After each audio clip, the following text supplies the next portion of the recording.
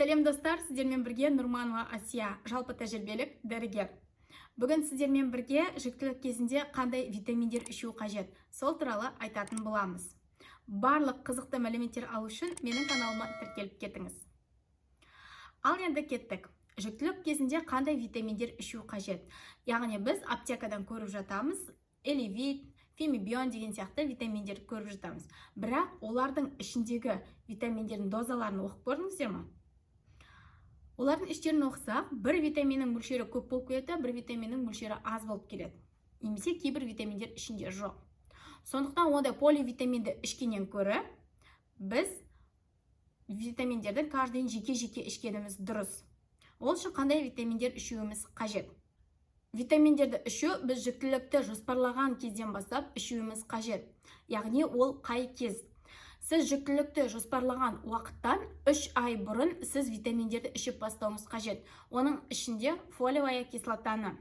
Жақсы, ал сіз жүкті болып қалдық делік. Қандай витаминдер бұл кезде ішуіміз қажет? Бірінші кезекте біз фолиевая кислота ішуіміз қажет. Фолиевая кислота не үшін бізге керек десеңіз, яғни бұл бала алғашқы 3 айында баланың нерв жүйесі дамый бастайды. Осы нерв жүйесі дұрыс дамуы үшін бізге фолиевая кислота өте маңызды препарат болып саналады. Кейбір гинекологтар сізге витамин H, фолиевая кислота H деп айтпайды. Сол үшін сіз өзіңіз грамотная болуыңыз қажет.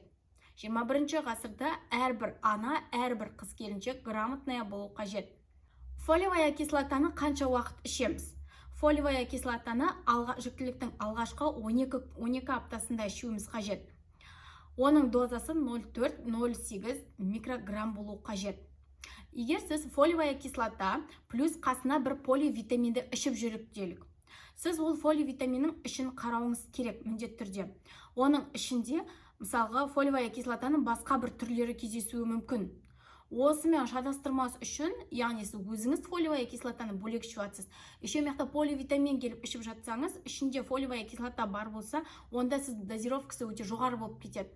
Сондықтан дозировкасы жоғары болмас үшін поливитамин тоже қабылдап жатсаңыз, оның составын міндетті түрде оқуыңыз қажет. Яғни суточная доза сізде 0,4-0,8 микрограмм болу қажет. Келесі бізде витамин D. Витамин D-ның суточная дозасы 400 000 халықаралық бірлікте ішеміз. Ал егер бұл профилактикалық доза болып саналады. Ал егер сіз витаминді көп мөлшерде ішкіңіз келсе, яғни өзіңізде нехватка сезінсеңіз, онда анализ тапсырасыз.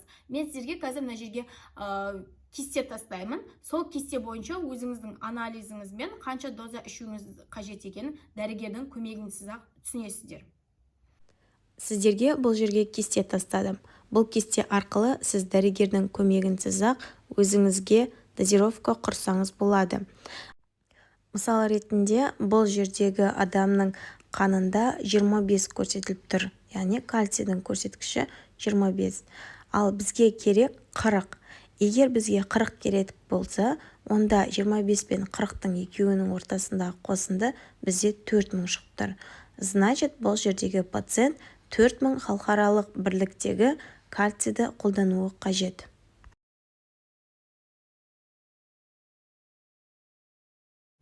Келесі витамин бұл бізде йод. Йод витаминін біз 200-300 мг көлемінде ішуіміз қажет. Бұл йодты егер щитовид кісі ауыратын кісілер болса, яғни қалқанша безінде проблемасы бар кісілер болса, онда ішпеуіміз қажет. Жақсы ма? Келесі витамин бізде омега-3. Омега-3-ді кім ішуі қажет? Омега-3-ді аптасына 2 рет балық ішпейтін әрбір жан ішуі қажет. Яғни бұның суточный дозасы 650-950 мг болып келеді. Жүктілік кезінде егер сіз балық жемесеңіз, онда омега-3-ді тұтынсаңыз болады. Келесі препарат бізде темір. Темір препараттары, не железо препараттары деп жатады. Бұны біз қай уақытта ішуіміз қажет? Егер де сізде гемоглобиніңіз 110-нан төмен болған жағдайда, ферритиніңіз 30-дан төмен болған жағдайда, онда сіз железо препараттарын қолдануыңыз қажет. Ал железо препараттары бұлар бізде жақсы сіңетіні, бұл 2 валентті темір препараттары. Темір қызыл етте көп болады. яғни бұл ішекте жақсы сіңеді.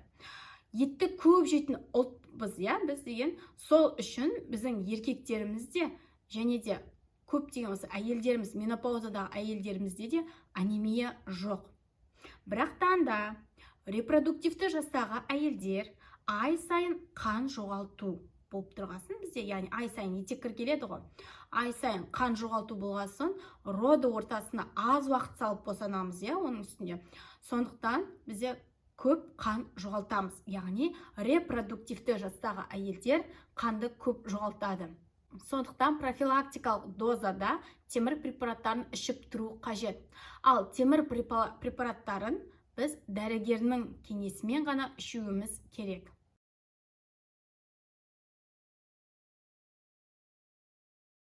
Кальций күніне 1000-1200 микрограммнан ішіліп отыру қажет. Егер де сізде преэклампсия болатын болса, онда кальцийдің дозасын жоғарылатамыз. Яғни 1500-2000 микрограммға дейін жоғарылатуымыз қажет. Сіз күніне бір стакан айран, немесе творог, немесе сүт ішетін болсаңыз, уже оның құрамында 200-400 миллиграмм кальций бар деген сөз. Сондықтан кальцийді ішерде біз мұқият есептеп ішуіміз қажет. Мүмкін сізге кальций керек емес те шығар. Соны ойлануымыз керек. Жақсы ма? Осы жүктілік кезінде аяқтың тартылуы болады, судорога болады. Особенно түнгі уақыттарда аяқ тартылып қалады. Сол кезде не істейміз? Ол кезде біз осы кальциймен бірге магний ішуіміз қажет. Яғни магний бұл аяқтың тартылуына, яғни судорогаға жақсы көмектеседі. Сонымен қатар сізді успокаивать етеді. Ал қалған витаминдердің барлығы сізге тағаммен бірге күнде түсіп отыр. Күнде сіз бір рационда тамақ жемейсіз ғой. Мысалы, қияр, помидор, немесе укроп деген сияқты заттарды тамаққа араластырып отыруыңыз қажет. Осының нәтижесінде сіз витаминдерді толыққанды күнделікті дозасын алып отырасыз. Оны ана сетевойдың, мына сетевойдың витаминдері деп ішудің қажеті жоқ. Сондықтан витамин ішетін кезде де сауатты болуымыз қажет. Барлық берілген мәліметтер түсінікті болды деп ойлаймын. Өз денсаулығымызды өзіміз күтейік. Менің каналыма тіркеліп, лайк басып, комментарий жазуды ұмытпаңыздар. Видеомды жоғалтып алмас үшін колокольчикті міндетті түрде басып қойыңыздар.